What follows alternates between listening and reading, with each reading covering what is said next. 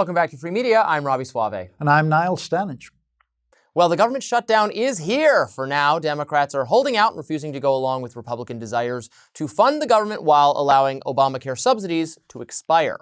Vice President J.D. Vance addressed the shutdown on Wednesday afternoon and called on Minority Leader Hakeem Jeffries to work with him to end it, acknowledging a disparaging meme of Jeffries shared by, who else, Donald Trump, on social media. Take a look.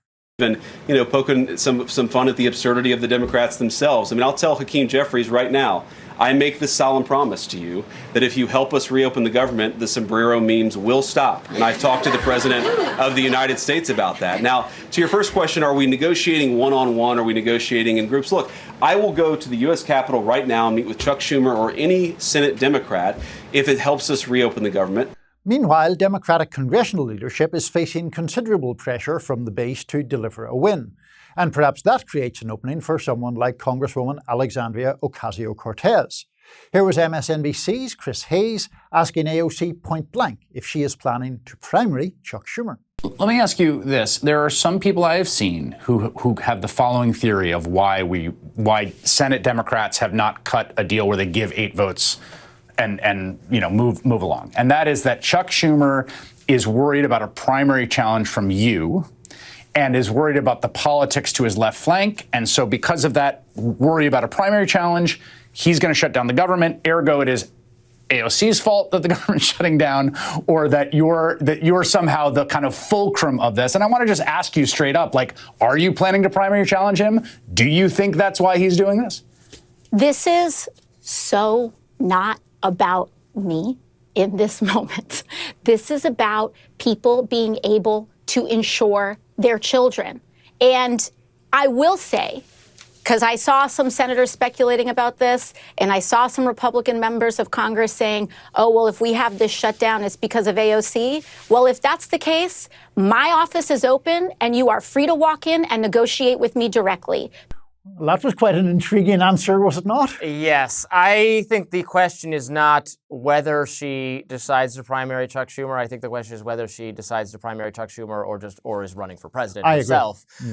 I think it's extraordinarily likely she does one of those two things. And I can see an argument for doing either, frankly. Is that your read of the situation? It is. If I had to bet one way or another, I think she's going to run for president. Yeah. Partly because the risk of running for Senate and the reward of it is lower, right?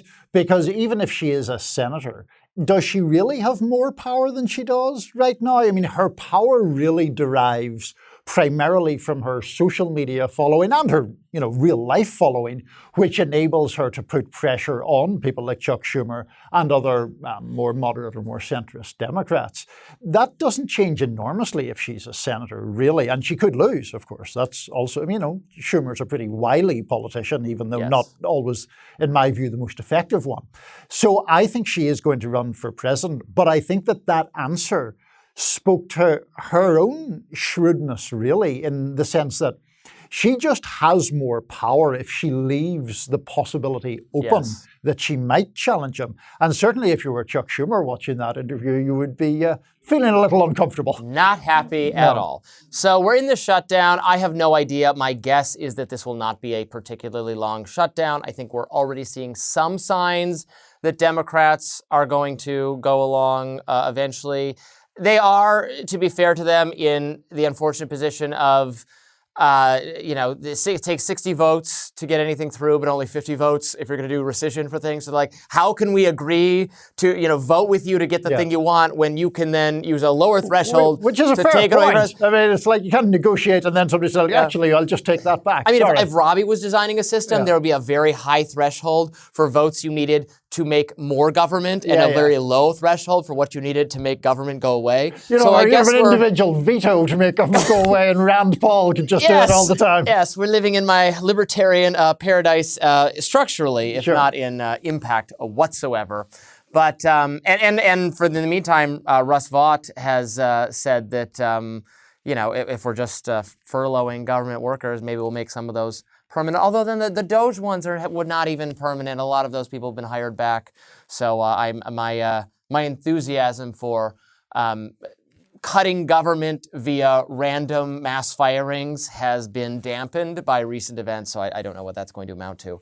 But I think after a couple days, right, they're going to come to the table. So here's the thing. Obviously, I mean, I have, in numerous conversations with you, expressed my deep dislike of lots of things that President Trump does. Therefore, I understand the desire to stand up to him.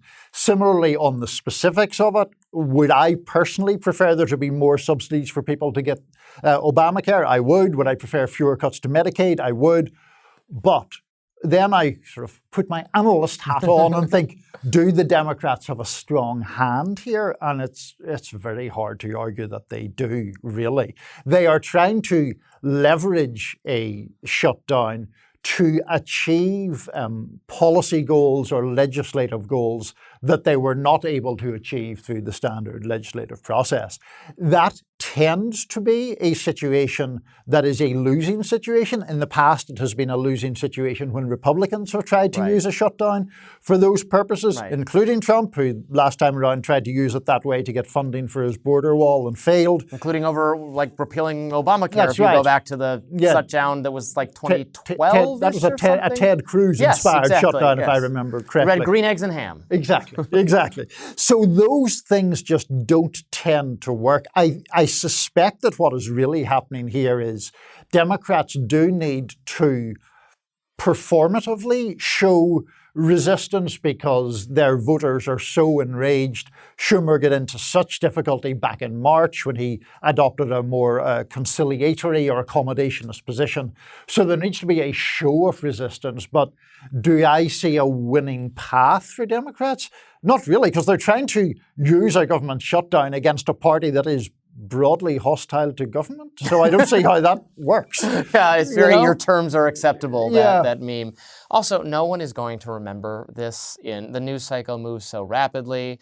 Our government, the news cycle is chaotic. So much stuff happens to keep. I don't even know how the layperson who follows politics either out of entertainment or out of civic duty of trying to remain informed keeps up to date. We have a hard enough time keeping up to date on everything as people whose jobs are to pay attention to it. I think I would pay almost no attention to it if I wasn't being paid to do so. So I don't think this one is going to be remembered. I don't think it moves the needle much for either party, in which case they'll probably just say, oh, well.